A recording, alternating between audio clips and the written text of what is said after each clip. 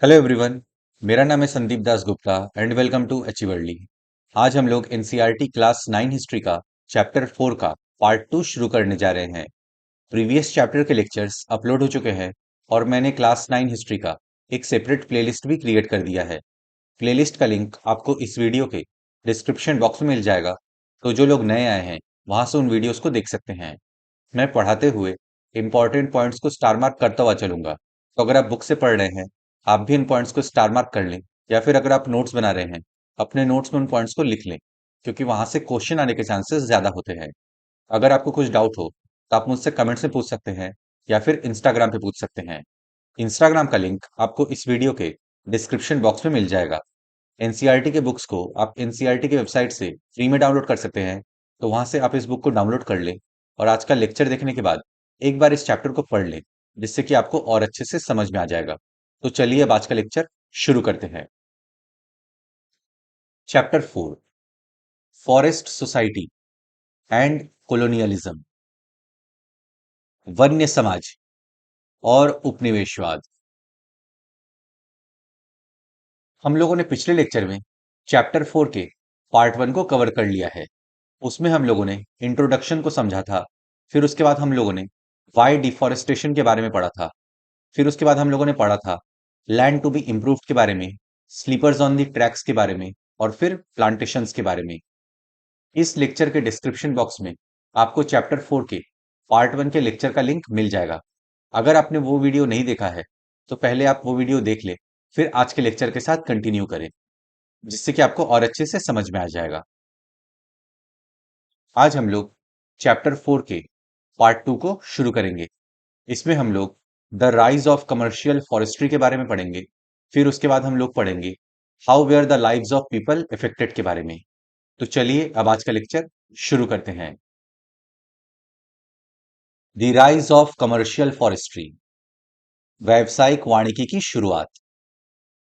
In the previous section, we have seen that the British needed forests in order to build ships and railways.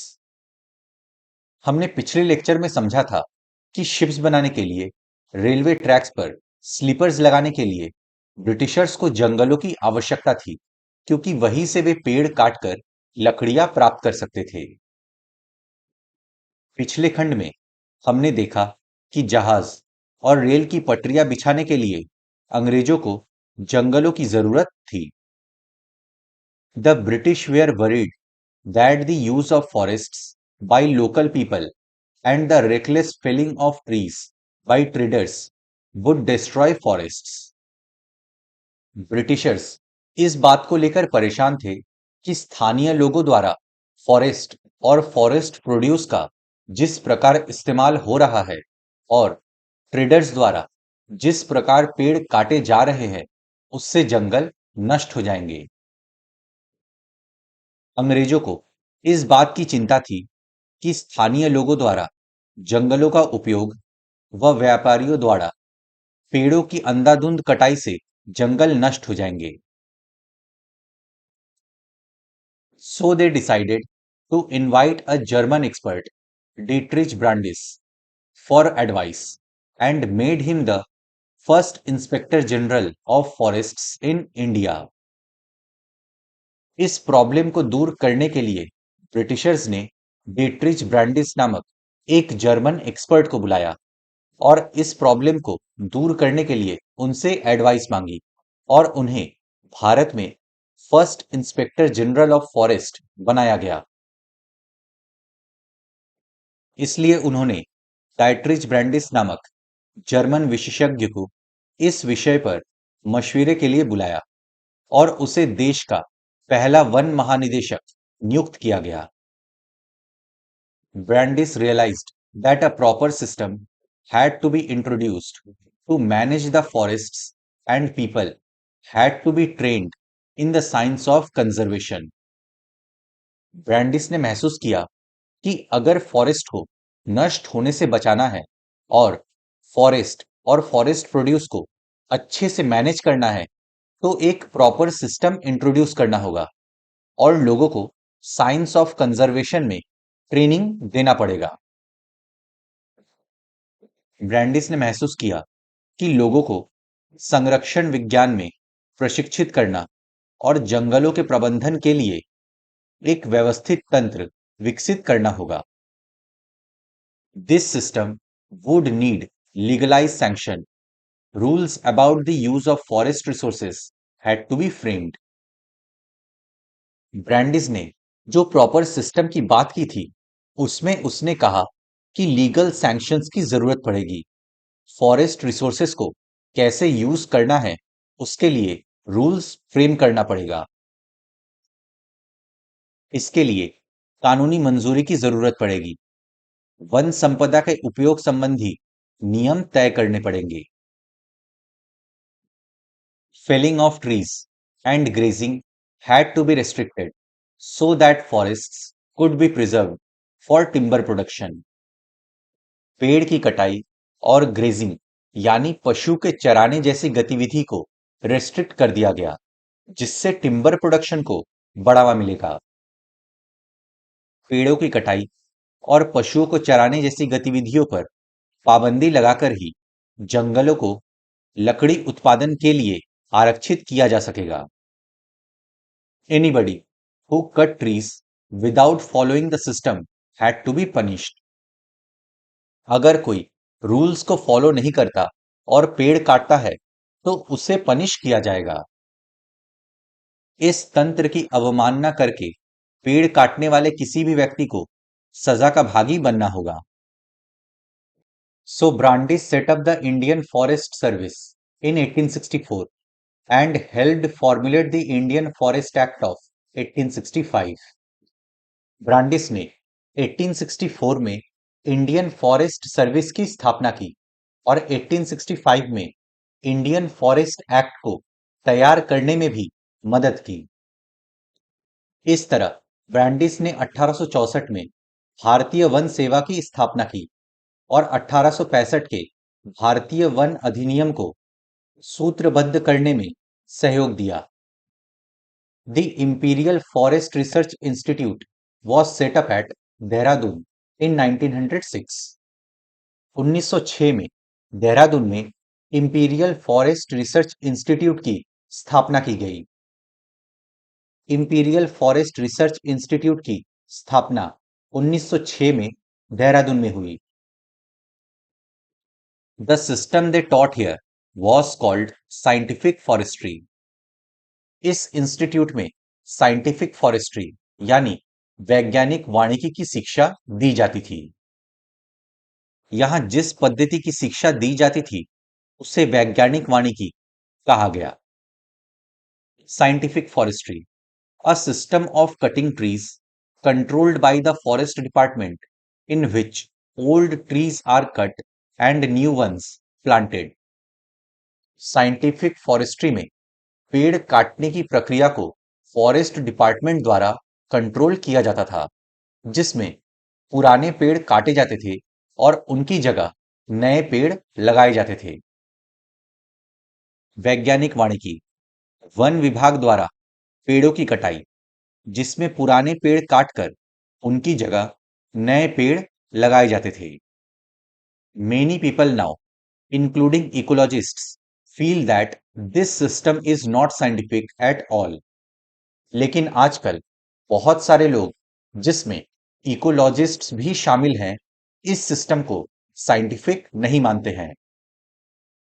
लेकिन आज पारिस्थितिकी विशेषज्ञों सहित ज्यादातर लोग मानते हैं कि ये पद्धति कतई वैज्ञानिक नहीं है। In scientific forestry, natural forests which had lots of different types of trees were cut down. Scientific forestry के नाम पर नेचुरल फॉरेस्ट में यानी प्राकृतिक वनों में अलग अलग टाइप के पेड़ों को काट डाला गया। वैज्ञानिक वानिकी के नाम पर विविध प्रजाति वाले प्राकृतिक वनों को काट डाला गया। In their place one type of tree was planted in straight rows. This is called a plantation. अलग अलग तरह के पेड़ काटकर उनके जगह अपनी जरूरत के हिसाब से एक ही टाइप के पेड़ स्ट्रेट रोज में लगा दिए गए। इसे प्लांटेशन यानी बागान कहा जाता है। इनकी जगह सीधी पंक्ति में एक ही किस्म के पेड़ लगा दिए गए, इसे बागान कहा जाता है। Forest officials served the forests, estimated the area under different types of trees and made working plans for forest management. Forest officials ने फॉरेस्ट का सर्वे किया, विभिन्न किस्मों के पेड़ों के एरिया को कैलकुलेट किया और फिर फॉरेस्ट मैनेजमेंट के लिए प्लान्स बनाए। वन विभाग के अधिकारियों ने जंगलों का सर्वेक्षण किया, विभिन्न किस्मों के पेड़ों वाले क्षेत्र की नापझोंक की और वन प्रबंधन के लिए योजनाएं बनाई। They planned how much of the plantation area to cut every year. उन्होंने ये भी प्लान बनाया कि हर साल प्लांटेशन का कितना एरिया काटा जाएगा। उन्होंने ये भी तय किया कि बागान का कितना क्षेत्र प्रति वर्ष काटा जाएगा। The area cut was then to be replanted so that it was ready to be cut again in some years. जिस एरिया में पेड़ों को काटा जाएगा वहां पर नए पेड़ लगाए जाएंगे ताकि कुछ सालों बाद इन क्षेत्रों में फिर काटने के लिए पेड़ उगाएं। कटाई के बाद खाली जमीन पर पुनः पेड़ लगाए जाने थे ताकि कुछ ही वर्षों में ये क्षेत्र पुनः कटाई के लिए तैयार हो जाए। After the Forest Act was enacted in 1865, it was amended twice, once in 1878 and then in 1927. 1865 में फॉरेस्ट एक्ट के लागू होने के बाद 1878 में और 1927 में दो बार उसमें अमेंडमेंट किया गया था। 1865 में वन अधिनियम के लागू होने के बाद इसमें दो बार संशोधन किए गए, पहले 1878 में और फिर 1927 में। The 1878 Act divided forests into three categories: reserved, protected and village forests. 1878 वाले एक्ट में फॉरेस्ट को तीन कैटेगरी में डिवाइड किया गया: रिजर्व फॉरेस्ट, प्रोटेक्टेड फॉरेस्ट और विलेज फॉरेस्ट। 1878 वाले अधिनियम में जंगलों को तीन श्रेणियों में बांटा गया: आरक्षित, सुरक्षित व ग्रामीण। The best forest where called reserve forests. Reserve forest को बेस्ट फॉरेस्ट कहा जाता था। सबसे अच्छे जंगलों को आरक्षित वन कहा गया। Villagers could not take anything from this forest even for their own use. गांव वाले इन जंगलों से अपने यूज के लिए कोई भी फॉरेस्ट प्रोड्यूस नहीं ले सकते थे। गांव वाले इन जंगलों से अपने उपयोग के लिए कुछ भी नहीं ले सकते थे। फॉर हाउस बिल्डिंग और fuel they could take wood from protected or village forests. घर बनाने के लिए या ईंधन के रूप में अगर इन गांव वालों को लकड़ी चाहिए होती थी तो वे प्रोटेक्टेड फॉरेस्ट या विलेज फॉरेस्ट से ही लकड़ी ले सकते थे, रिजर्व फॉरेस्ट से नहीं। वे घर बनाने या ईंधन के लिए केवल सुरक्षित या ग्रामीण वनों से ही लकड़ी ले सकते थे। अब हम लोग का नेक्स्ट टॉपिक है how were the lives of people affected. लोगों का जीवन कैसे प्रभावित हुआ। Foresters and villagers had very different ideas of what a good forest should look like.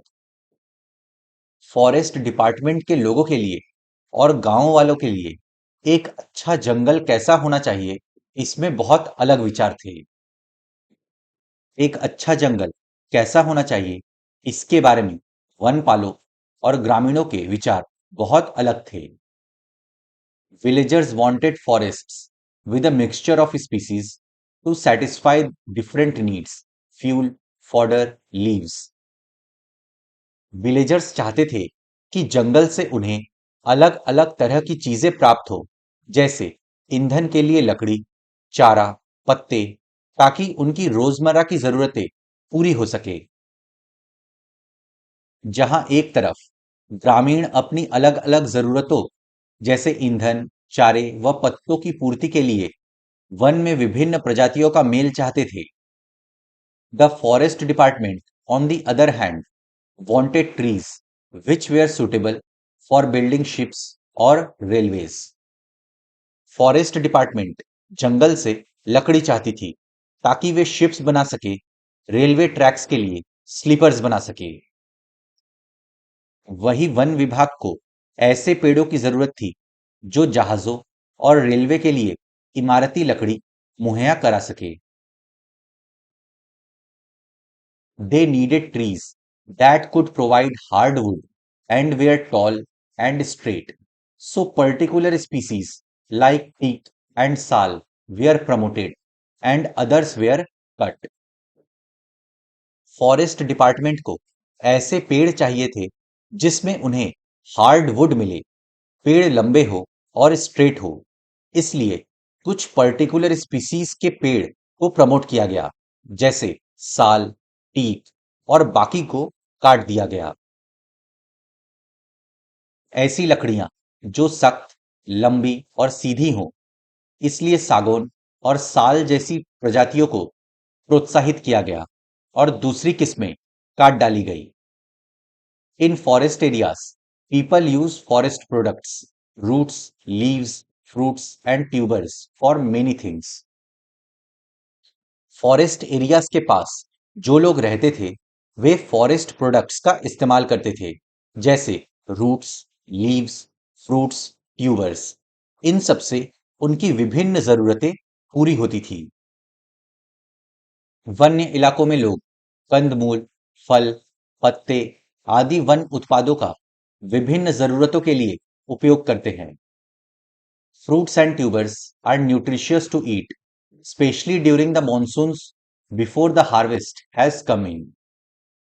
Monsoon के दौरान जब फसल कट के घर ना आई हो, तब वे फ्रूट्स, ट्यूबर्स खाते थे क्योंकि ये बहुत न्यूट्रिशियस थे। फल और कंद अत्यंत पोषक खाद्य है, विशेषकर मॉनसून के दौरान जब फसल कटकर घर ना आई हो। Herbs are used for medicine, wood for agricultural implements like yokes and plows. Bamboo makes excellent fences and is also used to make baskets and umbrellas. A dried scooped out gourd can be used as a portable water bottle. Herbs का इस्तेमाल medicinal purpose के लिए किया जाता था। लकड़ी का इस्तेमाल प्लो यानी हल वगैरह बनाने के लिए किया जाता था। बांस का इस्तेमाल करके फिन्स बनाए जाते थे। अम्ब्रेला या फिर बास्केट भी बनाया जाता था। ड्राइड स्कूप्ड आउट गोर्ड को वाटर बोतल की तरह यूज किया जाता था। दवाओं के लिए जड़ी बूटियों का इस्तेमाल होता है। लकड़ी का प्रयोग हल जैसे खेती के औजार बनाने में किया जाता है। बांस से बेहतरीन बाड़े बनाई जा सकती हैं और इसका उपयोग छतरी तथा टोकरी बनाने के लिए भी किया जा सकता है। सूखे हुए कुम्हड़े के खोल का प्रयोग पानी की बोतल के रूप में किया जा सकता है। Almost everything is available in the forest. Leaves can be stitched together to make disposable plates and cups. The Siadi creeper can be used to make ropes, and the thorny bark of Seymour tree is used to grate vegetables. जंगल में सब कुछ available था। पत्तों को stitch करके disposable plates बनाए जा सकते थे, कप्स बनाए जा सकते थे। सियादी की लताओं से रस्सी बनाई जा सकती थी। सेमुर के थॉर्नी बार्क यानी कांटेदार छाल का इस्तेमाल करके वेजिटेबल्स को ग्रेट किया जा सकता था। जंगलों में लगभग सब कुछ उपलब्ध है। पत्तों को जोड़ जोड़कर खाओ फेंको किस्म के पत्तल और दोने बनाए जा सकते हैं।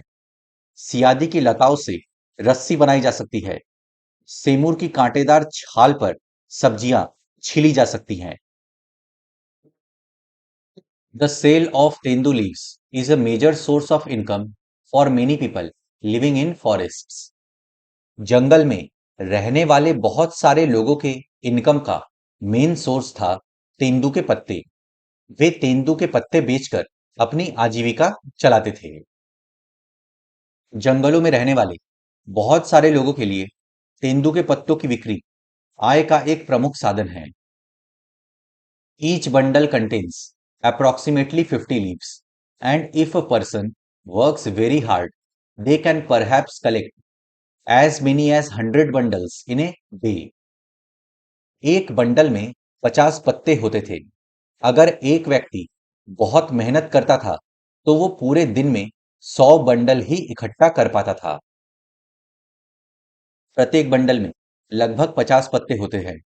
एक व्यक्ति कठिन परिश्रम करके एक दिन में ज्यादा से ज्यादा 100 बंडल इकट्ठा कर सकता है। Women, children and old man are the main collectors. महिलाएं, बच्चे, बुजुर्ग मेन कलेक्टर्स थे। बच्चे, महिलाएं और वृद्ध ही मुख्यतः पत्ते इकट्ठे करते हैं। Oil for cooking and to light lamps can be pressed from the fruit of the mahua tree. महुआ के पेड़ के फ्रूट को प्रेस करके उससे तेल निकाला जाता था, जिसका इस्तेमाल रोशनी के लिए किया जाता था या फिर खाना पकाने के लिए किया जाता था। महुए के पेड़ से खाना पकाने और रोशनी के लिए तेल निकाला जा सकता है। The forest act meant severe hardship for villagers across the country. Forest act के चलते पूरे देश में गांव में रहने वाले लोगों की परेशानियां बढ़ गई थी, क्योंकि बहुत ज्यादा रूल्स एंड रेगुलेशंस आ गए थे। वन अधिनियम के चलते देश भर में गांव वालों की मुश्किलें बढ़ गईं। After the act, all their everyday practices, cutting wood for their houses, grazing their cattle, collecting fruits and roots, hunting and fishing, became illegal. इस एक्ट के बाद लोग अपने घर के कामकाज के लिए लकड़ी नहीं काट पाते थे, पशुओं को जंगल में नहीं चरा पाते थे, फ्रूट्स रूट्स कलेक्ट नहीं कर पाते थे, हंटिंग नहीं कर पाते थे, फिशिंग नहीं कर पाते थे। ये सब इलीगल हो गया था। इस कानून के बाद घर के लिए लकड़ी काटना, पशुओं को चराना, कंद मूल फल इकट्ठा करना आदि रोजमर्रा की गतिविधियां गैरकानूनी बन गई। People were now forced to steal wood from the forests, and if they were caught, they were at the mercy of the forest guards, who would take bribes from them. अब लोग मजबूर हो गए थे और जंगल से लकड़ी चोरी करने लगे थे। अगर वे पकड़े जाते, तो फॉरेस्ट गार्ड को उन्हें घूस देना पड़ता। अब उनके पास जंगलों से लकड़ी चुराने के अलावा कोई चारा नहीं बचा, और पकड़े जाने की स्थिति में वे वन रक्षकों की दया पर होते, जो उनसे घूस ऐंठते थे। Women who collected fuel would wear specially worried. Fuel wood इकट्ठा करने वाली महिलाएं सबसे ज्यादा परेशान थी।